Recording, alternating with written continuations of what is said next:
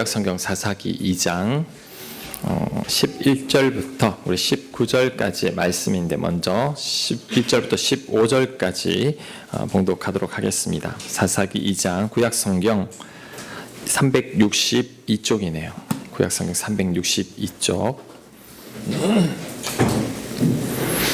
네, 하나님 말씀 봉독합니다. 이스라엘 자손이 여호와 목전에 악을 행하여 바알들을 섬기며, 바알은 이제 이방 신입니다. 애굽 땅에서 그들을 인도하여 내신 그들의 조상들의 하나님 여호와를 버리고 다른 신들 곧 그들의 주에 있는 백성의 신들을 따라 그들에게 절하여 여호와를 진노하시게 하였으되, 곧 그들이 여호와를 버리고 바알과 아스타롯을 섬겼으므로 여호와께서 이스라엘에게 진노하사 노략하는 자의 손에 넘겨주사 그들이 노략을 당하게 하시며 또 주위에 있는 모든 대적의 손에 팔아 넘기심에 그들이 다시는 대적을 당하지 못하였으며, 그들이 어디로 가든지 여호와의 손이 그들에게 재앙을 내리시니 곧 여호와께서 말씀하신 것과 같고 여호와께서 그들에게 맹세하신 것과 같아서 그들의 괴로움이 심하였더라. 아멘. 자, 이제 앞을 보시고, 자, 우리가 하나님 말씀에 불순종하는 이유가 뭘까요? 저희 교회 오면 제가 늘 하나님 말씀에 순종해야 된다라고 말씀을 많이 하는데, 왜 우리는 하나님 말씀에 순종하지 않을까요? 그 이유가 뭘까요? 자, 하나님 말씀은 여러분의 생각하고 너무 다르기 때문입니다. 내가 생각하기에 성경 말씀대로 살아가면 좀 어리석은 것 같아요. 융통성 없는 사람 같고, 또 이 성경 말씀대로 살아가면 손해볼 것 같고, 내가 생각하기에 이 성경 말씀대로 살아가는 게 너무 힘이 듭니다. 그래서 불순종하는 거죠. 그런데 이것은 정확하게 말하면 하나님을 믿는 게 아닙니다. 내 생각을 믿는 거죠. 나를 믿고 살아가는 거죠. 사사기 1장에서 하나님께서 이스라엘 백성에게 말씀하셨죠. 적들을 공격해서 쫓아내라. 내가 이기게 해줄게. 근데 백성들은 그 말을 듣고 공격하려다가 적들을 보니까 철병거를 가지고 있어요. 내 생각에는 철병거를 든 사람은 이길 수 없을 것 같아. 그래서 공격을 하지 않는 거죠. 하나님 말씀을 들었지만 내 생각해보니 못 이길 것 같으니까 내 생각대로 한 겁니다. 자, 하나님께서 가난한 사람들을 다 쫓아내고 노예로 삼지 말라고 했는데 노예로 삼습니다. 왜? 이스라엘 백성들은 유목민이죠. 가나안 사람들은 농경인인데 이제는 농사를 짓고 살아야 되는데 우리는 농사를 모릅니다. 그런데 이 가나안 사람들은 농사를 잘 알아요. 게다가 그들을 노예로 부리면 내가 농사 안 지어도 되잖아요. 시키면 되잖아요. 갈등합니다. 하나님은 쫓아내라고 했는데 쫓아내면 손해볼 것 같고, 그래, 안 쫓아낼래. 그냥 노예로 부리고 말래. 결국 하나님 말씀과 내 생각이 충돌했을 때 내 생각대로 해버린 거죠. 자, 우상도 마찬가지입니다. 오늘 읽었던 본문에 이스라엘 백성들이 여호와를 버리고 바알과 아스타롯 우상을 섬기기 시작하는데, 아니 도대체 우상을 왜 섬길까? 똑같은 이유입니다. 자기들 생각이 하나님 말씀보다도 낫다라고 여기기 때문이죠. 자, 제가 바알과 아스타롯 우상에 대해서 좀 설명을 하겠습니다. 자, 바알과 아스타롯은 부부입니다. 부부신이죠. 가나안 사람들이 섬기는 부부신인데, 바알은 날씨와 풍요의 신입니다. 날씨를 주관하고 풍요를 가져다 주는 신이고, 아스타롯은 다산, 이제 많이 주는 그런 신이요, 전쟁의 신입니다. 농사철이 되니 가나안 사람들이 바알 신에게 제사를 드립니다. 이스라엘 백성들이 묻겠죠. 너 뭐하냐? 아, 농사 시작할 때는 바알에게 제사를 드려야 돼. 왜냐하면 바알 신은 풍요의 신이기 때문에 제사 드리지 않으면 농사가 안 돼. 제사를 드리고 농사를 지어야지만 농사가 잘 되는 거야. 이스라엘 백성들은 농사를 지어본 적이 없잖아요. 그 말을 들으니까 정말 그런 것 같아요. 그래서 그들도 따라서 바알에게 제사 드리기 시작합니다. 자, 수확철이 되었습니다. 이번에는 바알에게도 제사를 드리고 아스타롯에게도 또 제사를 드리는 거죠. 너희들 뭐하니? 아스타롯에게 제사를 드려야지만 풍성한 수확을 거둘 수 있어. 다산의 신이기 때문에 아스타롯 신을 잘 섬겨야지만 우리가 많은 열매를 거둘 수 있어. 맞는 것 같죠? 농사는 그분들이 가나안 사람들이 전문가잖아요. 이스라엘 백성은 유목민일 뿐이니까. 그래서 이스라엘 백성들이 고민하다가 우상을 섬기는 거죠. 하나님도 섬기고 우상도 섬기자. 그래야지만 농사가 잘 되는 것 아닌가. 자, 비가 안 옵니다. 비가 안 오니까 가나안 사람들이 어떻게 하느냐면 그 우방의 신전에서 이 남녀가 아주 음란한 이 행위를 막 하기 시작하는 거죠. 너희들 도대체 왜 그래? 비가 안 올 때는 비는 어떻게 오느냐면 우리 바알신과 아스타롯 신이 부부니까 이 부부가 관계를 해야지만 비가 오는 거야. 그래서 우리가 이 신을 자극하기 위해서 우리는 이럴 수밖에 없어. 그럴듯한 거예요. 그래서 이 가나안 신전에는 이 음란한 행위가 얼마나 많았는지 모릅니다. 이스라엘 백성들이 그 말을 듣고 따라하는 거죠. 그럴듯해 보이는 거죠. 죄를 지으면서도 합법적인 죄를 짓는 거잖아요. 그러니까 그들이 이제 따라서 우상을 섬기기 시작했습니다. 그러다 보니 자, 하나님 말씀보다는 가나안 사람들의 말을 더 듣게 되고 처음에는 하나님과 우상을 같이 섬겼는데 점점 지나다 보니 하나님을 버립니다. 자, 오늘 성경에도 보면 13절에 보십시오. 곧 그들이 여호와를 버리고 바알과 아스타롯을 섬겼으므로. 왜 버렸을까요? 하나님 믿는 건 너무 힘이 듭니다. 이거 하지 마라, 저거 하지 마라. 그런데 이방신들은 갖다 드리기만 하면 돼요. 바치기만 하면 돼요. 제사만 지내면 돼요. 음란한 짓을 해도 상관없어요. 그러니까 하나님보다는 이방신들을 더 믿기 쉬운 거죠. 그래서 하나님을 버리고 결국에는 이방신들을 다 섬기게 된 거죠. 여러분, 답답하죠? 한심하죠? 아니, 어떻게 이럴 수가 있을까? 그런데 이들의 모습이 바로 우리들의 모습입니다.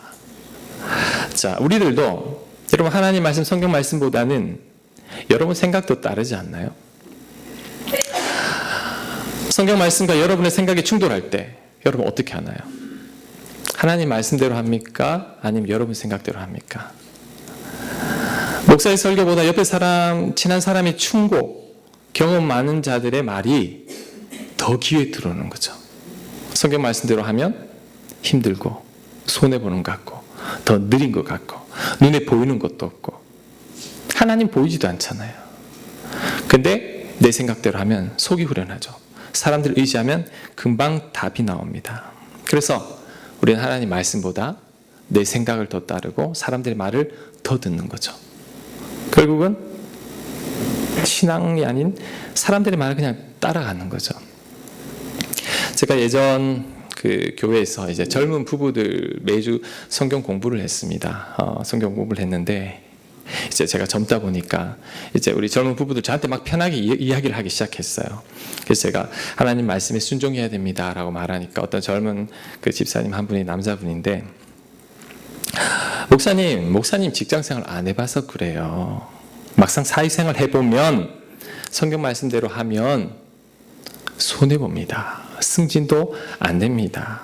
성경은 현실하고 너무 동떨어져 있습니다.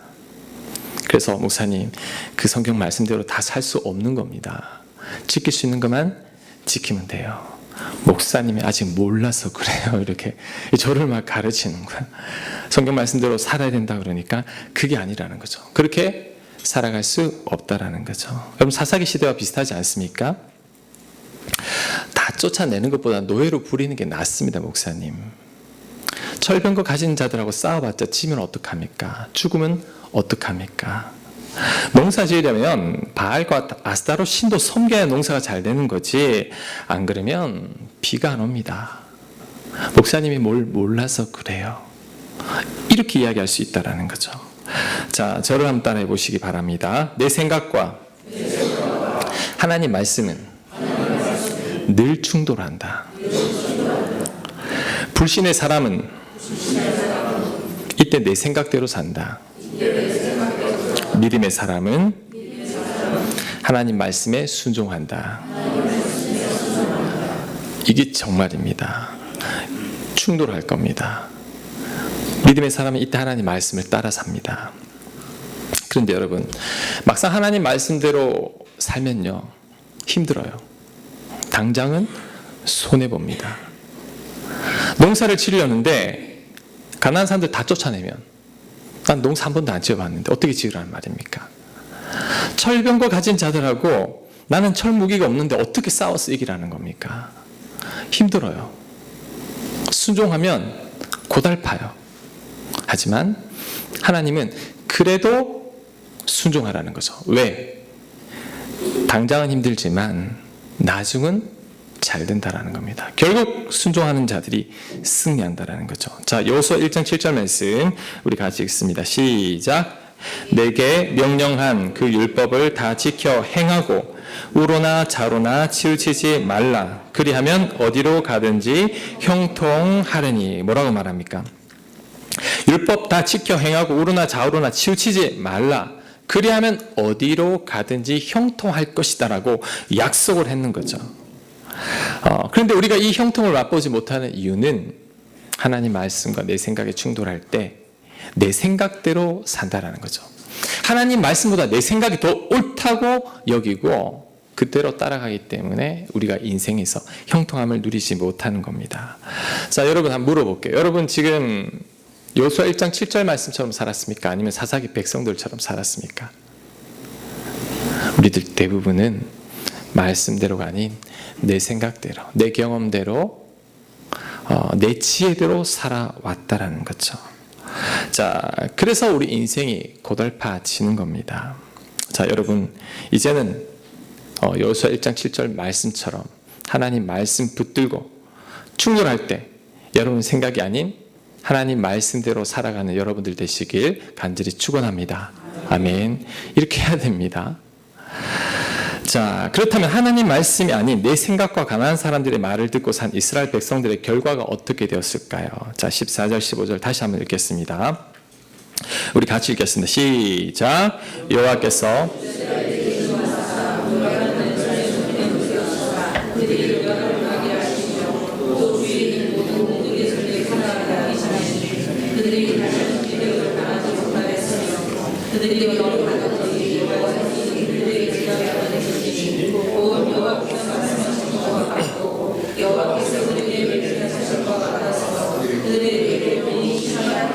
아멘. 자, 14절에 보면 이제 여호와께서 이스라엘에게 진노하사 노력하는 자의 손에 넘겨주사라고 되어 있죠. 그다음에 그 밑에도 보면 대적의 손에 팔아 넘기심에라고 되어 있는데 이 넘겨주사, 넘기심에라는 이 원어의 뜻은 이제 하나님 벌을 준다라는 게 아니에요. 하나님은 그냥 내버려 둔다라는 의미입니다. 그러니까 지금까지 하나님 돌보심 아래 있다가 그래 한번 해봐, 네 마음대로 한번 해봐 이렇게 내버려 두는 거죠. 로마서 1장 28절이 바로 그것을 설명합니다. 자, 28절 또한 그들이 마음에 하나님 두기를 싫어하며 하나님께서 그들을 그 상실한 마음대로 내버려 두사 가만히 두는 거죠. 그러면 어떻게 되느냐? 합당하지 못한 일을 하게 하셨으니. 자, 내버려 두면 저절로 합당하지 못한 일을 행하게 됩니다.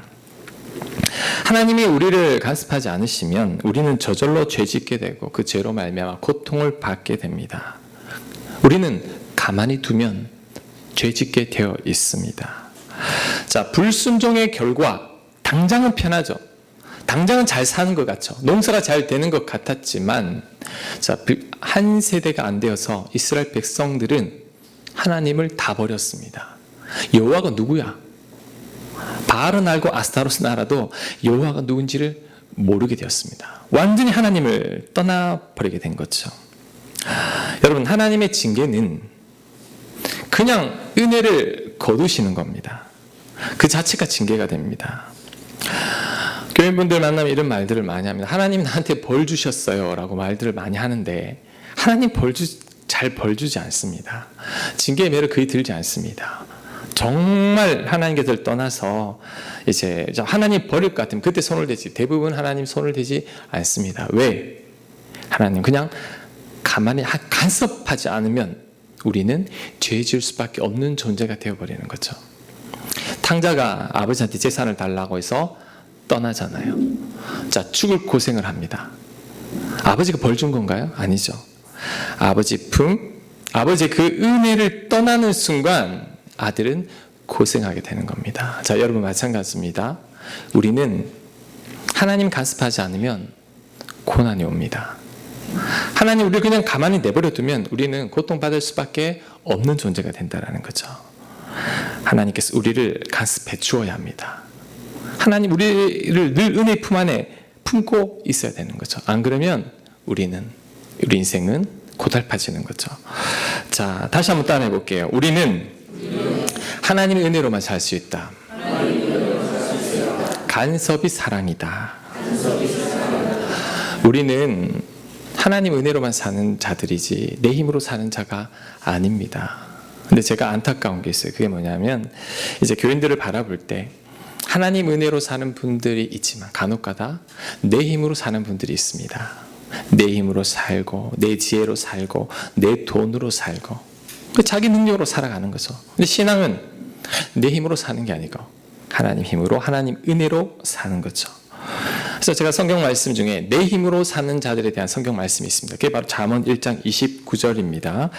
자, 29절 30절 말씀 제가 있습니다. 대저 너희가 지식을 미워하며 여호와 경외하기를 즐거워하지 아니하며 나의 교훈을 받지 아니하고 나의 모든 책망을 업신여겼음이니라. 그러니까 하나님은 그걸 외면했죠. 그 결과 어떤 일이 벌어지냐. 그러므로 자기 횡유의 열매를 먹으며 네가 노력해서 먹으며 그 다음 자기 꾀에 배부르리라. 네 꾀로만 살아가는 자가 된다라는 그 말씀입니다. 여러분, 하나님을 믿는데 하나님을 도움받지 못하는 거 너무 억울하지 않나요? 하나님을 믿는데 하나님 은혜로 사는 게 아니라 내 힘으로 악착같이 살아가는 것, 어떻게 보면 이게 하나님 믿는 사람에게서는 가장 큰 저주일 수도 있습니다. 하나님 믿는데 소용이 없어요. 내 힘으로 살아가니까. 우리는 이렇게 살면 안 됩니다. 이런 삶이 내 힘으로 살고 내 꾀로 사는 게 아무런 문제 없는 것 같아도 곧 문제가 생깁니다. 왜냐하면 내 힘과 능력에는 한계가 있기 때문이죠. 우리는 오직 하나님의 힘으로 살아가야 되는 거죠. 자, 여호수아 1장 7절 말씀 다시 읽습니다. 이게 바로 하나님의 은혜로 살아가는 자입니다. 내게 명령한 그 율법을 다 지켜 행하고 우리 우로나 좌로나 치우치지 말라. 그리하면 어디로 가든지 형통하리라. 이게 하나님의 은혜로 사는 자입니다. 사무엘 8장 6절도 그 말씀입니다. 다윗이 다메섹 아람의 수비대를 두고 아람 사람이 다윗의 종이 되어 조공을 바치니라. 다윗이 어디로 가든지 여호와께서 이기게 하시니라. 어디로 가든지 하나님 이기게 하십니다. 왜? 하나님의 은혜로 살고 있기 때문이죠. 자, 여러분, 하나님 은혜로 사는 자는 복을 따라다니는 사람이 아닙니다. 복의 자리를 찾아가는 사람이 아니라 하나님 은혜 아래 있는 자는 여기 있어도 복받고 저기 가도 복받고 아주 나쁜 땅에 가도 복받게 되어 있습니다. 오히려 그로 말미암아 그 나쁜 땅이 좋은 땅이 되는 거죠. 왜? 하나님이 가는 곳마다 복 주기 때문이죠. 하지만 그 반대로 하나님 뜻대로 살지 않고 내 힘으로 사는 자들은 어디로 가든지 안 됩니다. 자, 사사기 2장 15절 말씀 우리 다시 한번 읽겠습니다. 사사기 2장 15절 말씀 우리 같이 읽습니다. 시작. 그들이 어디로 가든지 여호와의 손이 그들에게 재앙을 내리시니. 야, 여기까지만. 자, 어디로 가든지 안 된다라는 거죠. 말씀을 준비하는데 이제 지난주에 저에게 주셨던 그 감동을 다시 한번 확인시켜 주셨습니다. 하나님 저에게 주신 말씀은 뭐냐? 여기에 있든지 아니면 어디를 가든지가 중요한 게 아니란다. 더 중요한 것은 교회가 내 뜻 안에 사는 것, 내 말씀에 순종해 사는 거란다. 그러면 여기에 있어도 잘 될 것이요 다른 곳에 가도 잘 될 것이란다. 자, 하나님 여러분에게도 동일하게 말씀합니다. 자, 어떤 배우자를 만나면 행복할까? 내가 하나님의 은혜 아래 있지 않으면 어떤 사람을 만나도 불행해집니다. 내가 하나님 은혜 아래 있으면 어떤 사람을 만나도 하나님이 나로 말미암아 그 사람을 은혜롭게 바꾸는 거죠. 어떤 직장이 좋을까요? 하나님 은혜 아래 있는 자들은 어떤 직장을 구해도 그 직장이 나 때문에 복을 받는 거죠. 복 있는 직장을 내가 찾아가는 게 아닙니다. 왜? 하나님은 어디로 가든지 하나님의 사람들에게는 은혜를 베풀어 주시기 때문이죠. 믿으세요? 어디로 가든지 우리는 하나님의 은혜 아래 거하는 자가 되어야 합니다. 자, 이스라엘 백성들은 정말 불순종해요. 그 하나님을 다 버리고 그들을 구원해서 가나안 땅에 정착하게 하신 하나님을 외면합니다. 그런데 놀랍게도 하나님은 그들에게 은혜를 또 베푸십니다. 자, 16절 볼게요. 여호와께서 사사들을 세우사 이 사사는 이제 지도자들이죠. 통치자들인데 노략자의 손에서 그들을 구원하게 하셨으니 이스라엘 백성들이 이 대적들에게 고통당하는 걸 보니까 하나님 불쌍해서 이 지도자 한 명, 믿음의 지도자 한 사람을 세워서 그들을 구원했습니다. 17절. 그들이 그 사사들에게도 순종하지 아니하고, 그런데 그 사사들 말도 안 듣습니다. 오히려 다른 신들을 따라가 음행하며 그들에게 절하고 여호와의 명령을 순종하던 그들의 조상들이 행하던 길에서 속히 치우쳐 떠나서 그와 같이 행하지 아니하였더라. 자, 오늘 방금 읽은 본문에서 이스라엘 백성들이 회개한 게 있습니까? 회개하지 않았습니다. 하나님을 찾았습니까? 하나님을 찾지도 않았습니다. 그런데도 하나님은 사사를 세워서 이들을 구원하셨죠. 그런데 이스라엘 백성들 그것을 깨닫지 못하고 계속해서 더 악을 범합니다. 자, 18절 말씀. 여호와께서 그들을 위하여 사사들을 세우실 때에는 그 사사와 함께 하셨고 그 사사가 사는 날 동안에는 여호와께서 그들을 대적의 손에서 구원하셨으니 이는 그들의 대적에게 압박과 괴롭게 함을 받아 슬피 부르짖음으로 여호와께서 뜻을 돌이키셨음 이거늘. 자, 여기서 슬피 부르짖음으로라고 되어 있는데 여러분 이게 기도한 게 아닙니다. 이 원어적 의미는 회개도 아니고 기도도 아니고 그냥 힘들어서 우는 겁니다. 대적들로부터 고통을 당하니까 너무 괴로워서 막 우는 거예요. 자, 그 우는 것을 보고 하나님이 불쌍히 여기는 겁니다. 하나님 앞에 부르짖은 게 아니에요. 그냥 고통 가운데 부르짖으니까 하나님이 그들을 불쌍히 여기셔서 사사를 세워서 그들을 구원해 주신 거죠. 하지만 그들은 더 큰 죄를 범합니다. 19절 말씀.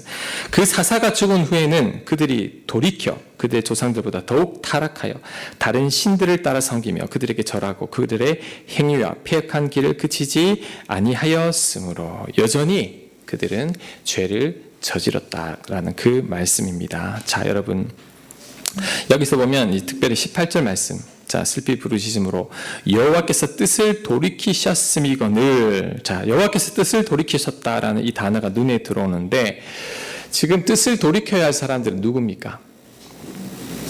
이스라엘 백성들이죠. 근데 누가 뜻을 돌이키죠?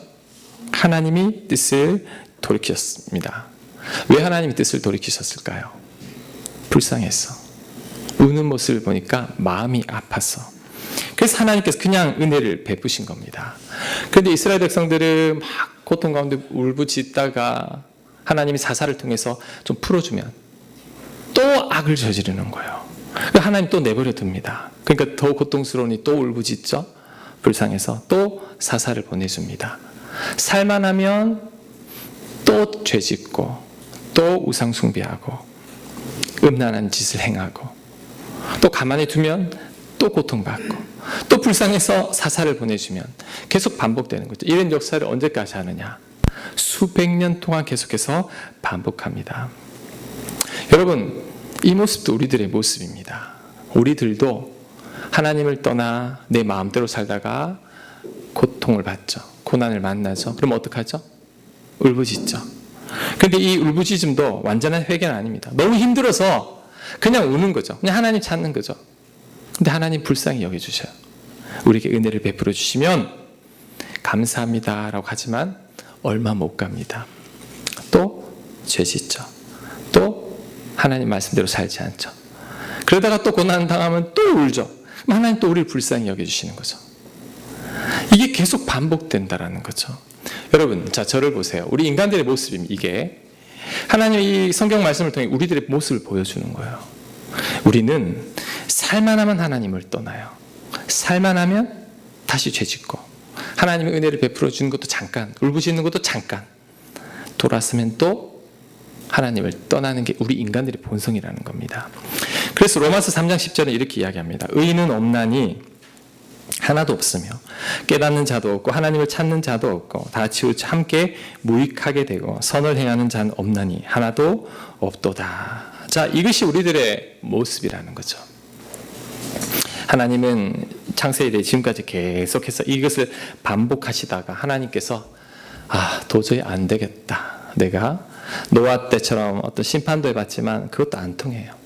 아무리 돌이키려고 해도 안 되는 거죠. 하나님께서 그래서 최후의 방법을 쓰기로 했습니다. 그게 뭐냐? 더 이상 우리를 기대하지 않는 거죠. 이제 더 이상 너희들에게 기대하지 않겠다. 그냥 내가 은혜를 부어버리겠다. 이게 하나님의 방법입니다. 우리 애들이 이제 화장실에 수건이 있잖아요. 화장실에 수건을 딱 쓰고 이렇게 딱 펴놓으면 좋은데 우리 애들이 쓰면 이제 똘똘똘똘 뭉쳐서 구석에 처박아놔요. 그래서 제가 펴놔야 돼. 이렇게 또 화장실 가보면 또 구석에 처박아 놓고 펴놔야 돼. 또 처박아 놓고 펴놔야 돼. 그래서 제가 결심을 했습니다. 포기하자. 내가 기대하는 내가 잘못이지. 그냥 내가 펴자. 자, 하나님이 그 방법을 쓴 거죠. 너희들한테 기대했더니 안 되는구나. 내가 하겠다. 그게 뭐냐? 바로 아들 예수님을 이 땅에 보내주신 거죠. 우리가 죄인인데 우리를 벌해야 되건만 하나님은 우리 대신 아들을 벌하신 거죠. 자, 이것을 어떻게 쉽게 이야기할까 제가 고민을 하다가 예전에 읽었던 글이 생각납니다. 이제 우리 2007년도인가 이제 이 수기된 글인데 그때 참 많은 사람들이 공감이 되어서 이 글들이 이제 나왔는데 이런 내용입니다. 한쪽 눈이 없는 어머니가 있었습니다. 그 아들은 그 어머니가 너무 싫었죠. 부끄러웠죠. 엄마랑 단둘이 살고 있는데 엄마가 못생겼고 눈도 없고 시장에서 노점상을 하고 있고 근데 그 엄마가 어느 날 학교로 찾아온 거예요. 운동회 때. 아들은 도망을 쳤습니다. 다음날 갔더니 친구들이 놀립니다. 아이, 너 내 엄마 애꾸눈이지. 너무너무 화가 나고 엄마한테 화풀이하고 다시는 나타나지 말라고. 엄마가 싫어서 엄마를 떠나기 위해서 열심히 공부했습니다. 정말 열심히 공부해서 이제 그가 서울로 있는 대학에 좋은 대학에 진학을 하게 됐죠. 그 뒤로는 한 번도 엄마한테 가지 않습니다. 연락도 하지 않고. 이제 누군가를 사귀게 돼서 결혼하게 될 때도 거짓말을 했습니다. 아버지 엄마 다 죽고 혼자라고. 그래서 결혼하고 행복하게 잘 살고 있는데 어느 날 이 엄마가 집으로 찾아온 거예요. 딸이 그 어머니를 보더니 막 웁니다. 왜? 어떤 초란 할머니가 눈이 없는데 집에 막 오니까. 그래서 아들이 그것을 보고 엄마한테 어떤 말을 했냐면 누구냐고. 왜 남의 집에 와서 이렇게 하냐고. 가라고. 그래서 엄마는 울면서 다시 떠났죠. 근데 아들이 마음이 아프죠. 그 어머니를 그렇게 보내고 나니까 너무 속상해서 이제 좀 지나서 혼자 고향에 내려갔는데 집으로 갔더니 이제 어머니가 누워있고 어머니가 이제 돌아가신 거죠. 손에는 편지 한 장을 딱 쥐고 있는데 그 편지의 내용이 뭐냐면 아들에게 주는 편지인데 네가 어릴 때 이제 사고로 눈을 다쳐서 한쪽 눈이 없게 되었고 그 모습을 보니까 내가 너무 속상해. 내 눈을 떼준 거란다. 너는 나를 부끄러워했지만 너 때문에 내 눈을 준 거다.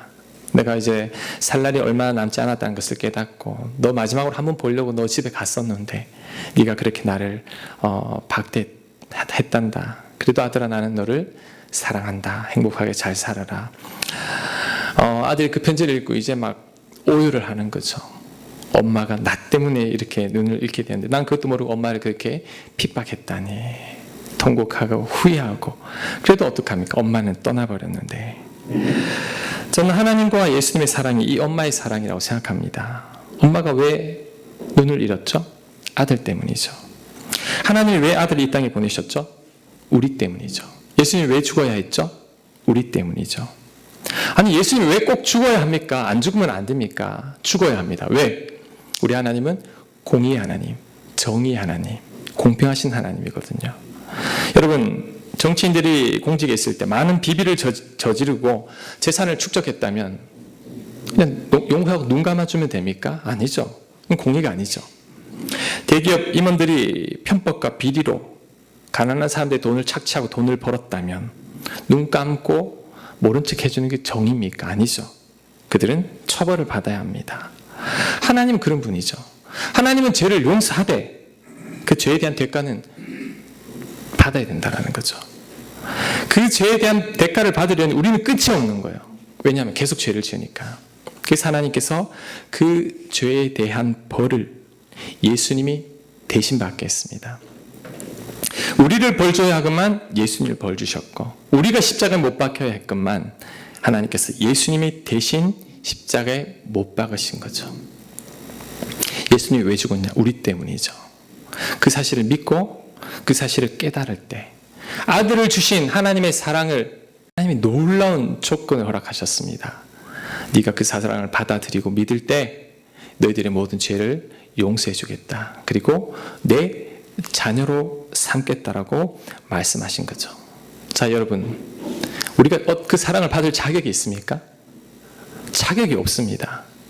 사사기 이스라엘 백성들 계속 죄 저지르는데 하나님은 사사들을 통해서 계속 은혜를 베풀죠. 그런 자격이 있습니까?